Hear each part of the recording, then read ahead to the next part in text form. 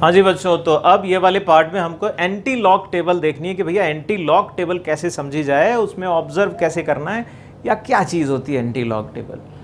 देखो, anti log table भी वैसे ही 2 पेज में बनी दिखेगी आपको, जहाँ भी देखोगे जैसे लॉक टेबल होती है, कुछ कुछ वैसे ही दिख रहा होता है। लेकिन एंटी लॉक का बेसिक सेंस क्या है, पहले ये जान लो।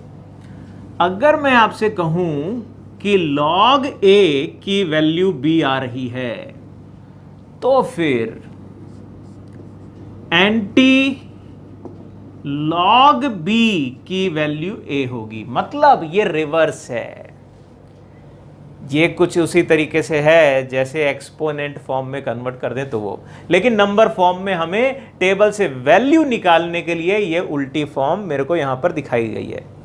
यहां पर भी बेस 10 है, यहां पर भी बेस 10 है। ये बेस 10 की एनालिसिस के लिए, मतलब अगर किसी नंबर का लॉग ले, जो नंबर आ रहा है उसका फिर से अगर एंटी लॉग ले लें तो ओरिजिनल वाला नंबर मिल जाएगा। यही है प्रोसीजर। अब मैंने पहले वाले पार्ट में जो मैंने बताया था, एक नंबर लिया था, उसी को मैंने फिर से लिया। पहले वाले पार्ट में मैंने इसका लॉग देखना बताया था और वैल्यू इतनी आई थी। अब मैं क्या कर रहा हूं, मैं लॉग टेबल से इस वाली वैल्यू को ऑब्जर्व करने जा रहा हूं। अब लॉग टेबल कैसी डिजाइन की होती है, देखो लॉग टेबल में पहला वाला जो कॉलम होगा ना, ये डेसिमल से चालू होगा, डेसिमल 00 करके लिखा होगा, डेसिमल 00 फिर 01 करके, और ऐसे करते करते 0.99 तक जाएगी वैल्यू। और बाकी डिजाइन वैसी होती है, यहां पर 0 से लेकर 9 तक नंबर। यहां पर भी ये मीन डिफरेंस वाला कॉलम बोला जाता है कि 1 से लेकर 9 तक।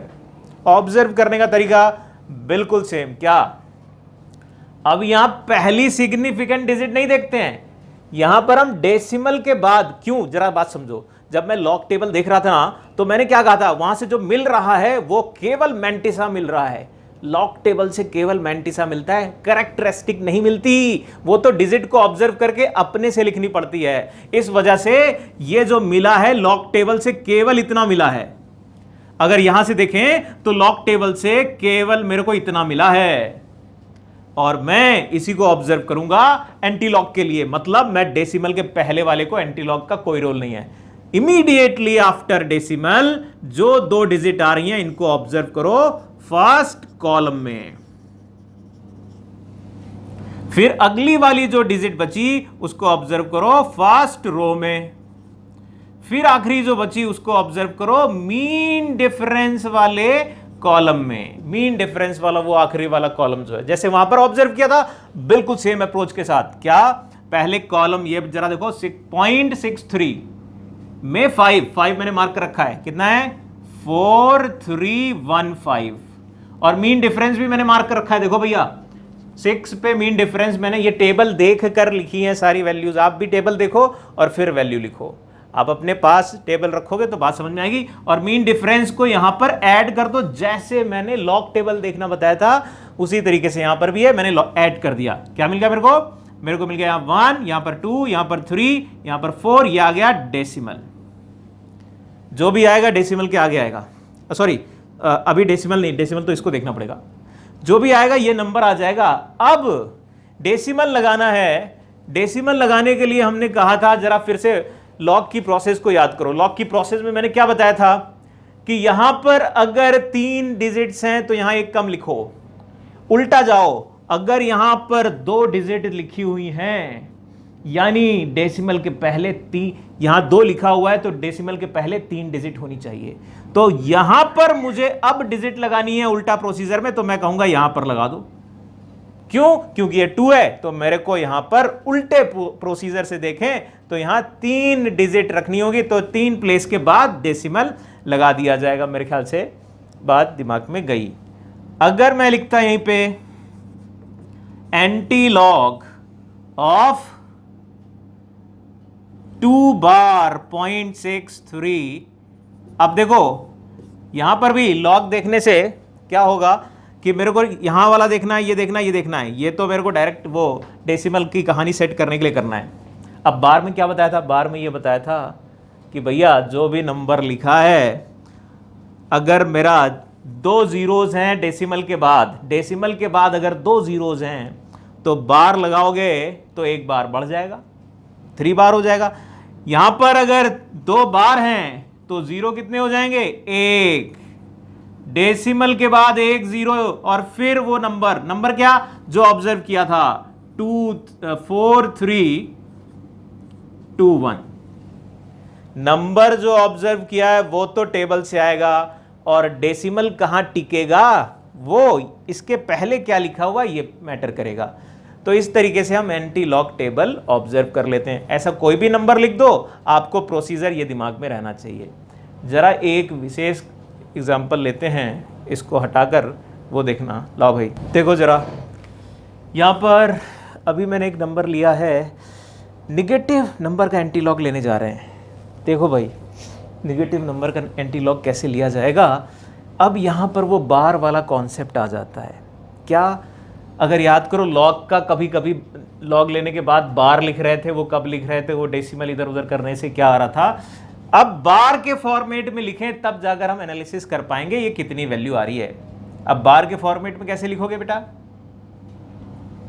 इसको लिख दो -4 प्लस -0.314।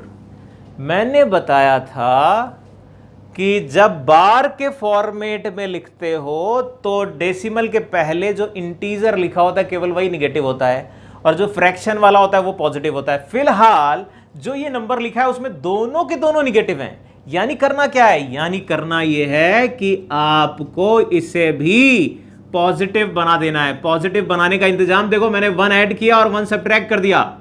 देखो जरा बैलेंस हो गया क्या, मैंने 1 ऐड किया और 1 सब्ट्रैक्ट कर दिया तो हुआ क्या, ये तो निगेटिव रहा लेकिन जब ये मिल जाएंगे तो ये पॉजिटिव हो जाएंगे। और ये पॉजिटिव कितना है जरा देख लो जल्दी से, ये पॉजिटिव है, 1 हटा दोगे तो ये आ जाएगा आपका 6 8 और 6, देख लो भाई डेसिमल और -5, यानी ये लिखा जाएगा 5 बार डेसिमल 6 8 6। यहां पर एक्चुअल में इसका लेना है एंटी लॉग।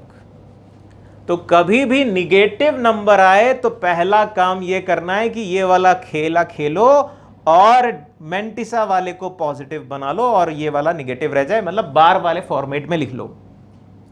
फिर अब ऑब्जर्व करने का तरीका, डेसिमल के आगे से ऑब्जर्व करते हैं। 2 यहां पर लिया, डेसिमल के पहले से नहीं, डेसिमल को लेकर डेसिमल के आगे से लेने हैं। तो वो मैंने नंबर लिख लिया अभी, वो ये था 0.68 और फिर अगला वाला 6, वो मैंने नंबर लिख दिया। कितना लिखा था 4853 ये नंबर लिखा हुआ है। टेबल ऑब्जर्व करके ये लिखा है, आप भी टेबल ऑब्जर्व करो। देखो अब क्या, इतना करने के बाद मेरे को लगाना है जीरोस या डेसिमल लगाना है। तो डेसिमल कैसे लगेगा, अब बार वाले फॉर्मेट के लिए मैंने क्या बताया हुआ है, अगर बार लगा हुआ है जैसे कि बताया था कि यहां पर इससे पहले वाला जब भी कभी भूलो ना तो ओरिजिनल वाला याद किया करो, क्योंकि कई बार आप लोगों के दिमाग में इसका कंफ्यूजन आता है। तो सबसे आसान तरीका यह है, अगर आप भूल जाओ तो याद करो एक प्रोसेस, मैं जल्दी से लिख रहा हूं, वो प्रोसेस कभी भी आपको गड़बड़ी नहीं होगी। यहां पर लिखता हूं, जैसे रैंडमली मैंने कहा log 43.21 समथिंग कुछ भी लिखा है, इसकी वैल्यू मैंने कुछ लिख दी डेसिमल के आगे। अब यहां पर अगर 2 है तो आप क्या कह दोगे, यहां पर आएगा 1। फिर मैंने कहा अगर यहां केवल इतना हो जाता तो यहां पर कितना आएगा 0, एक कम हो जाएगा। अगर मैं यहां पर 0 कर दूं, यही वाली प्रोसेस आपको दिमाग में रखनी है जो मैंने वहां पहले वाले में बताई थी। तो यहां अगर डेसिमल लगा हुआ है यानी कि यहां 1 बार आएगा और फिर आगे जो भी नंबर लिखा हो। तो यहां पर अगर मैंने लिख दिया होगा 0.043 समथिंग करके, तो यहां क्या कहोगे, डेसिमल के आगे 1 0 तो 2 बार। अगर मैंने 2 0 लगा दिए तो यहां 3 बार। अगर मैंने यहां पर 3 0 लगा दिए तो यहां पर 4 बार। ये ऑर्डर अगर याद रखोगे ना तो कोई भी मिस्टेक नहीं होने वाली। मतलब यहां पर अगर 5 बार लगे हैं तो 0 कितने होंगे, एक कम लगा दो भाई। क्या कर दोगे, 1 कम 0 मतलब 1 2 3 4 0 वैल्यू आ गई।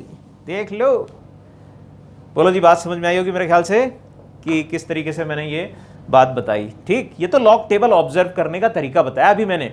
अभी यहां पर कुछ और भी कहानियां हैं, उनको भी जानना बड़ा जरूरी। जरा देखना वो कौन सी कहानियां, इनको पहले हटाकर कुछ सवाल लाते हैं। हटो भाई, दूसरे कुछ लाओ। देखना जरा, अभी मैंने यहाँ पर एक सवाल लिखा है, बड़ा अजीब तरीके का है। Antilog of 2 to the base root 3 की वैल्यू बताओ। अभी तक तो एंटी लॉग की बात कर रहे थे, बेस 10 पे कहानी चल रही थी, ये जितनी भी कहानी चली, अब बेस 3 है तो क्या होगा वैल्यू। अब यहाँ थोड़ा सा घबराहट हो सकती है, लेकिन शुरुआती चीज़ जो मैंने बताई, अगर ये दिमाग में है तो कोई टेंशन की बात नहीं। क्या मैंने आपको बताया कि एंटी लॉग ऑफ 2, अगर ये a है तो log a बेस रूट 3 की वैल्यू 2 होगी। जरा ये दिमाग में लाओ, होगी क्या? बिल्कुल करेक्ट, बिंदास। अब इसको अगर एक्सपोनेंट में लिखते, अपने जाने पहचाने फॉर्म में लिखते, तो क्या लिखते रूट 3 की power 2 is equal to a। तो a की वैल्यू कितनी आ गई भैया? a की वैल्यू आ गई 3। बोलो बात समझ में आई क्या? अगर कोई भी अनोखा बेस रख दिया जाए तब भी घबराने की जरूरत नहीं है। क्यों? मेरे को मालूम है लॉग का उल्टा है एंटी लॉग। मतलब मैंने रूट 3 अगर ये था तो पहले इस कहानी को लेकर लॉग लिख लिया, और जब लॉग लिख लिया कि भैया हाँ ये इसका लॉग लेंगे तो मेरे को 2 मिल जाएगा, वो लिख दिया मैंने।